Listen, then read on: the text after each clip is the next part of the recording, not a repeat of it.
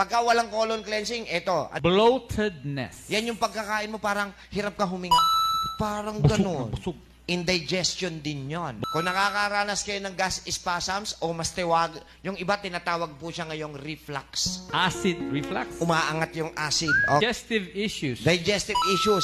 Hindi mo napapansin may masakit sa kaliwa, bukas sa kanan naman, minsan sa likod. Ayan. Those are digestive issues. Issues. Pagka may napapansin kayo sa abdominal area nyo, palipat-lipat may masakit.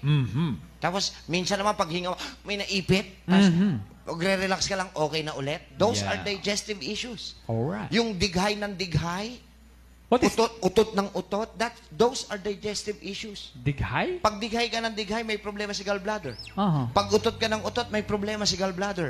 Pagka po naramdaman nyo o nakita mo ang anak mo o ikaw mismo, tinutubuan na ng maraming acne o pimples. Ayan. Ibig sabihin, Ibig madumi na. sabihin nun, madumi